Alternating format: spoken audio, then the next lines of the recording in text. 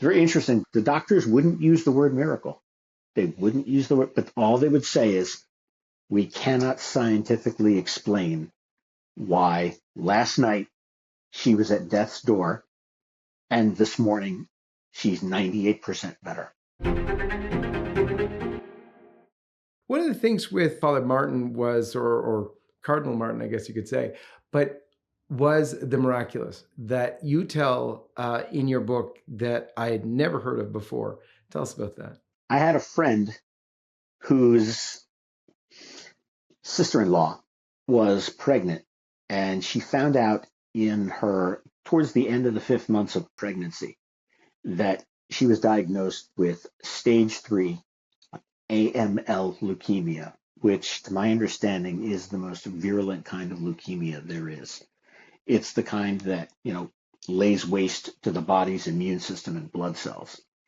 And she was told by the doctors at Mount Sinai in New York, in order for us to treat you successfully for this condition in your bone marrow, you will have to lose the child.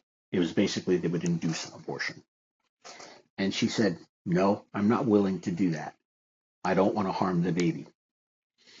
So she carried the baby to term, but they were very, very clear that in doing so, she ran the risk of having the disease progress to the point where they could not save her life. The baby would be okay, but they would not be able to save her life. They would try. After the baby was delivered, it was immediately taken out of the room because just the natural microbes that a newborn infant carries could have proved lethal to her with her diminished immune system. I'm not going to claim to be an expert in immunobiology. However, there is a certain threshold in a milliliter of blood that there has to be so many white cells per milliliter in order for the body's immune system to function properly. I think it's in the tens of thousands range per milliliter of blood. And she was down, I believe, in the hundreds. The doctors actually told her husband, you need to prepare yourself for your wife's passing.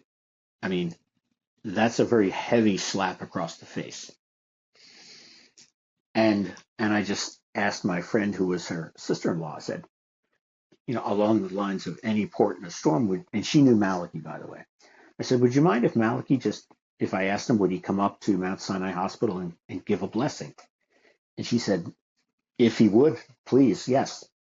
So about a day and a half later, Malachi and I went up and we both went in the room, and her condition was such that the doctors were like, look, you don't have to wear masks or anything because of her condition. It's terminal. It was that far from being on hospice care. We were just allowed into the room. And he took out a small pyx, but it's the kind of pyx that holds the little swab of holy oil in cotton in it. And he just took that and he blessed her on her forehead with it. He said a prayer in Latin. And then from his inside jacket pocket, he took another small reliquary and held it to her forehead. And he said a prayer in Latin with his eyes closed. And I remember her looking at him very plaintively, and she asked him straight out, am I going to die? And he looked right back at her and said very directly, no, ma'am, you're not going to die. You may think that the antics of your teenage son many years from now is going to drive you to an early grave, but this is not going to kill you. And we left shortly thereafter. It was not a prolonged meeting. Maybe if it lasted 6-8 minutes, it was a long time. We're on our way down the elevator. And I asked Malachi, when she asked you, is she going to die? And you said no. I said, were you saying that kind of in the way people always try and cheer up a terminally ill patient at a hospital when they say, don't worry, they're always researching new medicines and therapies. Were you just trying to, keep her spirits up? And he just gave me the dirtiest look. It didn't answer, but he gave me the dirtiest look of, Rob, you're asking me that question. You purport to be a believing Roman Catholic. You've known me and you're asking me that? And then the next day, I get this overjoyed call from her sister-in-law saying that they ran two separate blood panels at Mount Sinai. The doctors could not find a trace of the leukemia, and that her T cell count was thoroughly in the middle of the normal range, which is why they waited 3 hours between both blood panels, because they wanted to make sure they were not getting a false reading. It's very interesting. The doctors wouldn't use the word miracle.